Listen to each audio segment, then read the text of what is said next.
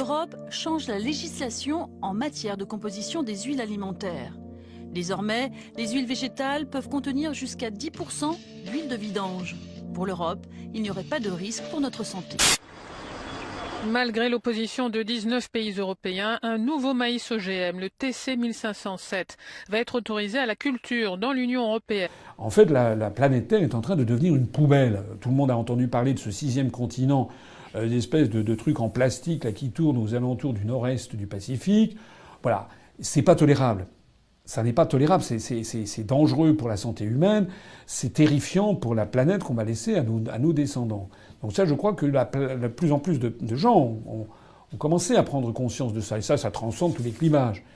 Mais moi, ce que je dis, c'est que on ne peut pas être un écologiste conséquent, c'est-à-dire qui réfléchit en profondeur à ça, et approuver par ailleurs la libre circulation des mouvements de capitaux et la mondialisation ultralibérale qui a pour effet que la France, les pays d'Europe, les États-Unis font fabriquer leurs vêtements, leurs chaussures, leurs jouets, leurs meubles, leurs produits blancs, leurs produits bruns, leurs produits informatiques, etc. Tout ça à 15 000 kilomètres. Voilà.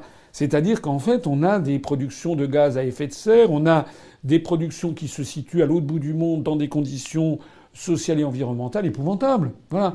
Donc, nécessairement, la protection de l'environnement passe par une relocalisation d'un certain nombre de productions. C'est évident. Et ça va d'ailleurs de pair avec avec les nécessaires économies d'énergie qu'il faudra faire, parce que ça aussi, la planète Terre, malheureusement, elle n'est pas extensible à l'infini, elle n'a pas des ressources énergétiques à l'infini. Donc il va falloir aussi revenir à des productions locales. Je ne dis pas se refermer sur le monde, mais je dis qu'il y a quand même des exagérations énormes qui ont été faites sous l'influence américaine, sous l'influence de l'OCDE, et qu'il faudra nécessairement revenir à des choses tout simplement de bon sens. Et maintenant, cette décision assez surprenante de Bruxelles. Imperméable aux critiques des capitales européennes, mais fidèle à une promesse faite à Washington, Bruxelles annonce un projet de réintroduction des poulets américains. Il s'agit de poulets à la javel. Voilà qui suscite beaucoup d'inquiétudes. En économie, rappelons que l'autorisation européenne de réintroduire les farines animales dans l'alimentation des poissons est entrée en vigueur aujourd'hui.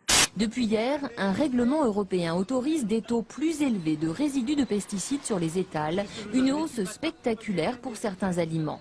Parce que parfois, il y a des gens qui disent « Vous voulez sortir de l'Union européenne, mais dans quel monde va-t-on basculer? C'est très inquiétant, etc. » Moi, j'ai des enfants. Moi, j'ai une dame qui me disait ça il n'y a pas très longtemps. Mais j'ai dit « Mais justement, moi aussi, j'ai des enfants. J'espère que j'aurai des petits-enfants et puis des arrière-petits-enfants. Et c'est justement pour nos enfants qu'il faut faire ça, madame, lui disais-je.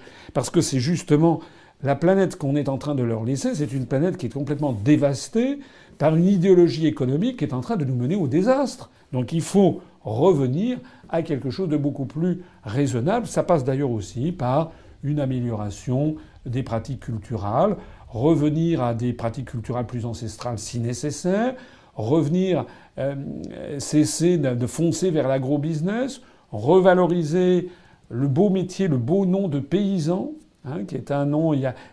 On est passé des paysans dans les années 50 aux agriculteurs, c'était agriculture modernisée, puis maintenant on est en train de passer de l'agriculture de plus en plus productiviste à cause du traité sur le fonctionnement de l'Union européenne à l'agro-business. Bon, et puis après des agro-businessmen. Là, je suis pas d'accord. Voilà.